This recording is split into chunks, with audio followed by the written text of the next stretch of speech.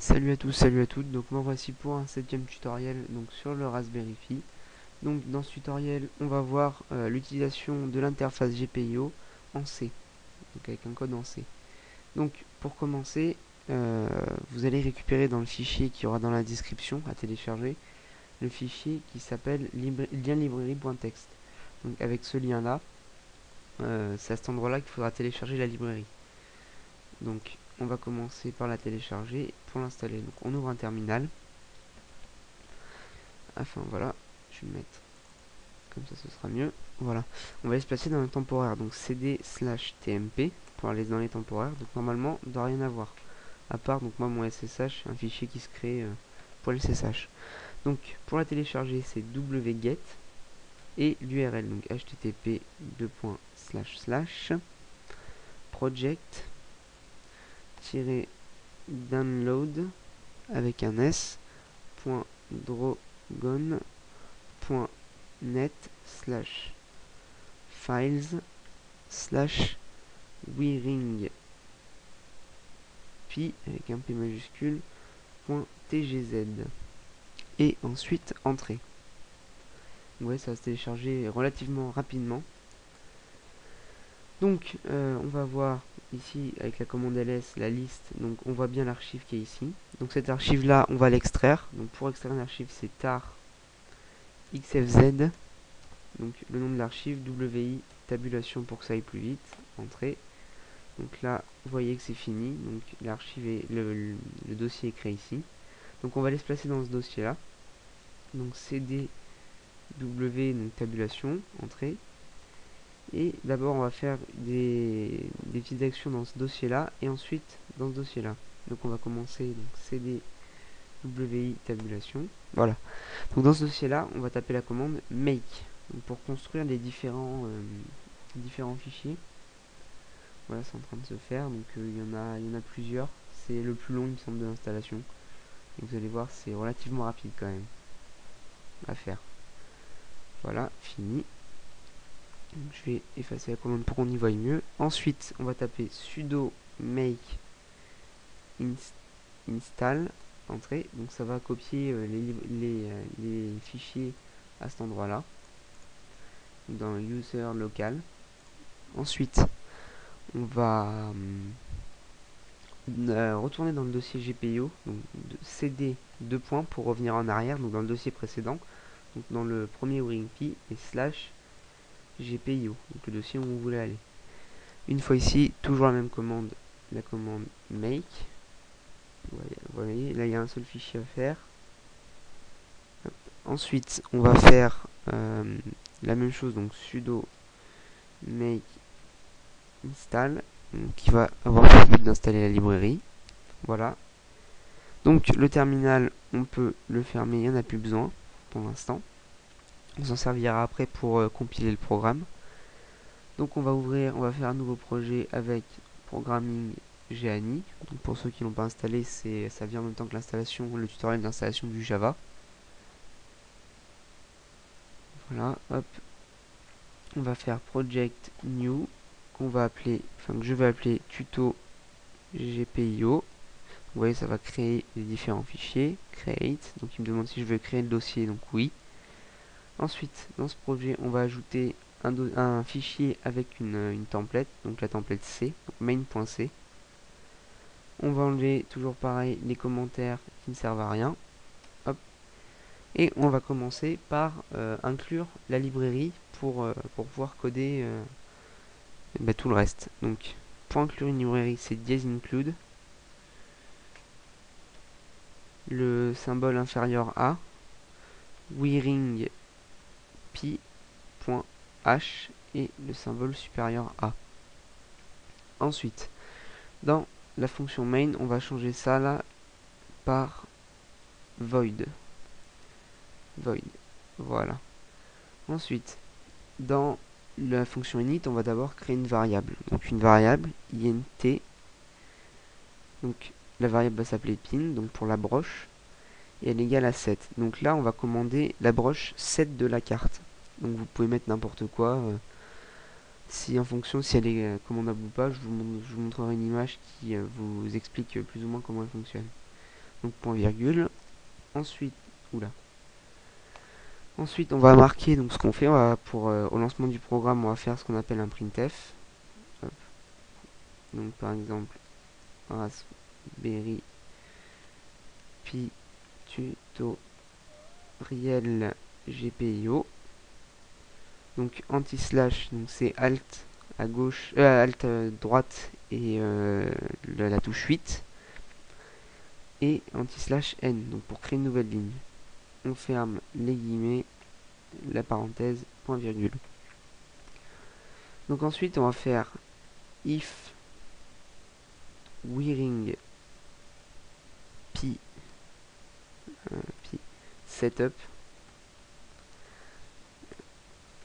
les parenthèses ouvrantes, parenthèses fermantes, égal moins 1. On va faire un return 0. Donc c'est j'ai essayé sans, ça fonctionne pas. Si on enlève cette ligne, ça ne fonctionne pas. Donc ça va être une vérification pour voir si les broches sont bien prêtes, je pense, parce que j'ai pas trouvé l'explication précise de ça. Donc bon, une fois que cette vérification est faite, on va dire à la carte que la broche qu'on souhaite contrôler, donc là en l'occurrence la broche 7, doit être en sortie, donc, vu qu'on veut la contrôler. Donc pour ça, on va taper pinmod. Donc pour ceux qui connaissent le Arduino, le langage est très similaire. La librairie, donc c'est ce qui permet d'être vachement simple à prendre en main. Donc pinmod pin virgule output en sortie. Fermez la parenthèse, point virgule.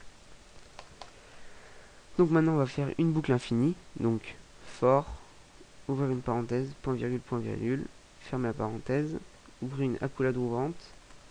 Je vais mettre l'accolade fermante tout de suite histoire de ne pas me perdre après. Donc ça a pour fonction de créer une boucle infinie qu'on arrêtera pour pouvoir arrêter le programme en fait. Parce qu'il tournera jusqu'à ce qu'on le fasse arrêter nous-mêmes. Donc dans cette boucle, on va taper donc printf LED on. Donc c'est ce qui va être affiché sur la commande quand on va lancer le programme. Donc pareil, anti-slash n. On va faire donc, comme sur le langage Arduino digital write sur la broche, donc pin, la broche 7, et on va la mettre à 1, la valeur numérique 1. Donc en gros, on applique du plus 3,3 volts sur la broche. Donc ensuite, on va mettre un delay. Donc délai, je vais mettre 500 millisecondes. Donc le délai est en millisecondes. Par exemple, vous voulez mettre une seconde, vous mettez 1000.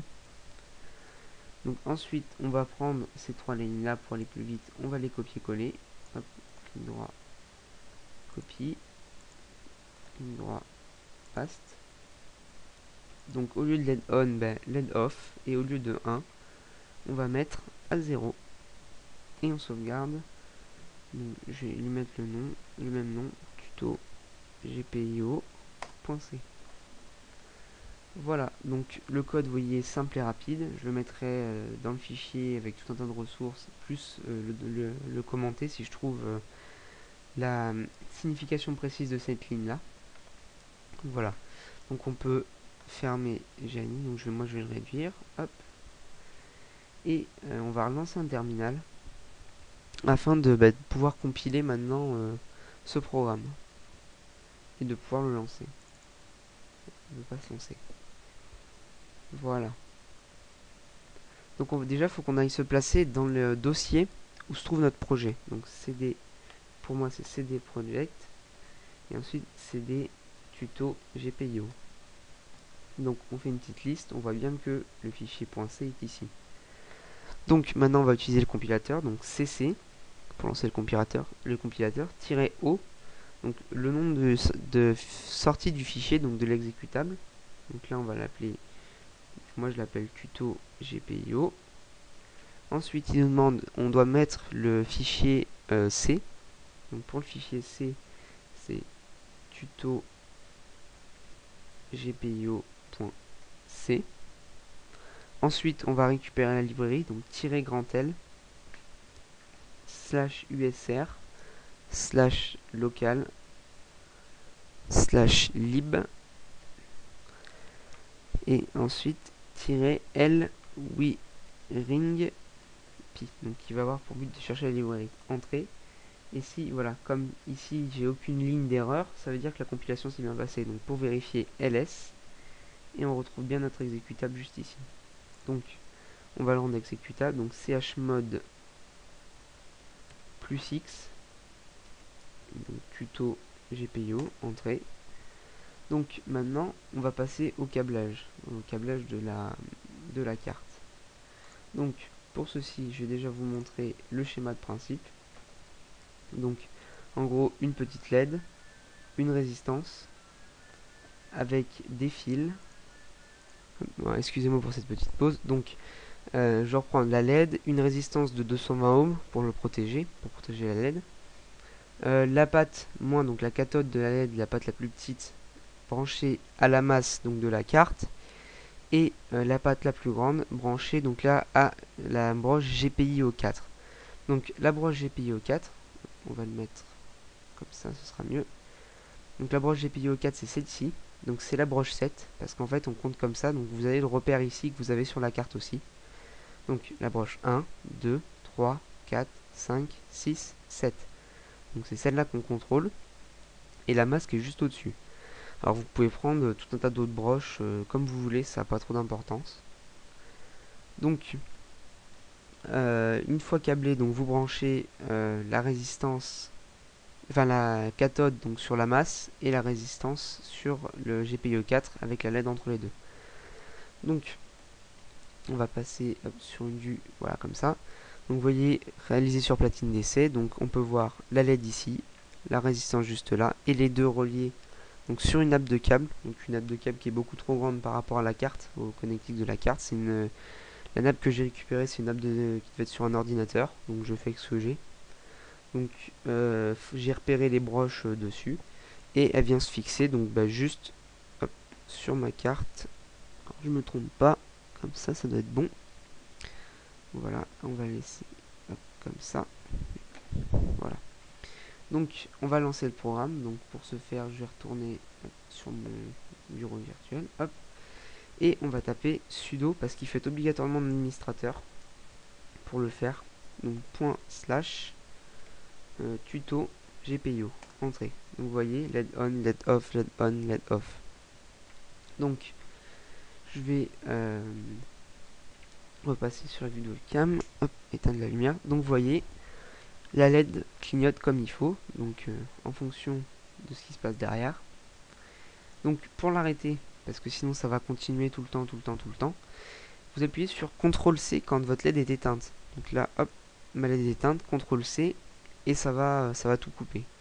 Donc on peut revoir ici, de revenir dans le fichier. Donc si vous voulez le relancer, pareil, sudo, espace, // et le nom de votre fichier. Donc vous pouvez faire plusieurs tests. Donc ben voilà, ce tutoriel touche à sa fin. J'en referai d'autres sur peut-être différents langages, peut-être en Python et en script Linux.